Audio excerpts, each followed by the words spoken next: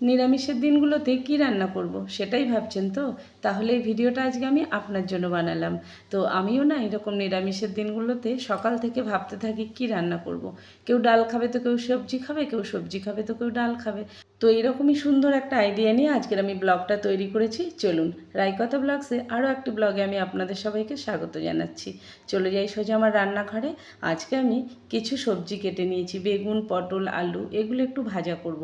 রান্নার আগে এইভাবে সুন্দর করে গুছিয়ে নিয়ে রান্না করতে গেলে রান্না করতেও ভালো লাগে আর খুব তাড়াতাড়িও হয়।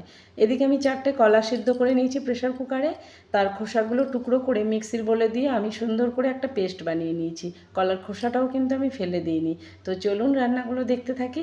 আর এদিকে কাঁচকলার কোপ্তা বানানোর জন্য একটা মশলা তৈরি করে নিয়েছিলাম, টমেটো, আদা, কাঁচা লঙ্কার একটা পেস্ট।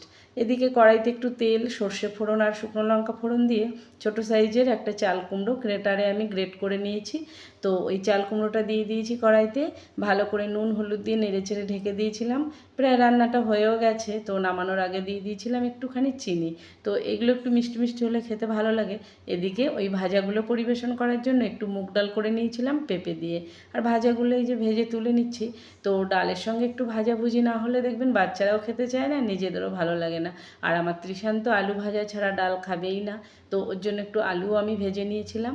তো পটল ভাজা, বেগুন ভাজা হয়ে গেছে। এবার আলু ভাজাটা একটু নুন হলুদ দিয়ে নেড়েচেড়ে ভেজে তুলে নিলাম। তো এই যে আমার সব ভাজাগুলো কমপ্লিট হয়ে গেছে রান্না। আর একটু উচ্ছে ভাজাও ছিল সকালের। তৃষানের পাপা তো উচ্ছে ভাজা ছাড়া মানে সকালবেলা ওনার চলেই না। তো ওনার জন্য করে দিয়েছিলাম, সেটা একটু ছিল, ওটাও রেখে দিয়েছি। তো ওই কড়াইয়ের মধ্যে আমি আলুটা ভেজে তুলে নেব। তো আলুটা ভাজা হতে থাকুক, এদিকে আমি এই ডোটা তৈরি করে নিই। কাঁচকলাটা হাতের সাহায্যে ম্যাশ করে নিয়েছি, কিছুটা পরিমাণ বেসন দিয়েছি। আর ওটা হচ্ছে কাঁচকলার খোসা বাটা।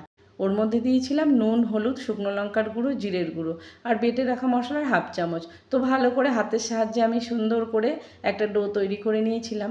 নেয়ার পরে এই রকম কোপ্তা শেপ করে করে দিয়ে দিয়েছিলাম। আপনি যে কোনো শেপ দিতে পারেন, লম্বা, গোল, চ্যাপ্টা। তো আমি এই রকম শেপ দিয়েছিলাম। তো কোপ্তাগুলো সুন্দর করে ভেজে আমি একটা বাটিতে তুলে রেখেছিলাম। ওই তেলের মধ্যে জিরে তেজপাতা ফোড়ন দিয়ে ওর মধ্যে দিয়েছিলাম হলুদ গুঁড়ো, শুকনো লঙ্কার গুঁড়ো, নুন, হলুদ, জিরে গুঁড়ো, ধনে গুঁড়ো আর ওই যে বেটে রাখা মশলাটা। তারপরে ভালো করে নেড়েচেড়ে যখন তেলটা ছেড়ে দিয়েছিল আলুগুলো দিয়েছি। ভালো করে আরেকটু নেড়েচেড়ে ওপর থেকে দিয়ে দিয়েছি পরিমাণ মতো গরম জল। তারপরে দিয়ে দিয়েছিলাম কোপ্তাগুলো। তো সুন্দর করে নেড়েচেড়ে একটু ঢেকে রেখেছিলাম। নামানোর আগে দিয়ে দিয়েছিলাম একটুখানি গরম মশলা। তো সুন্দর গরম গরম কাঁচকলার কোপ্তা কারি আমার রেডি হয়ে গেল। আর এদিকে ছিল পেঁপে দিয়ে মুগের ডাল আর ছিল উচ্ছে ভাজা।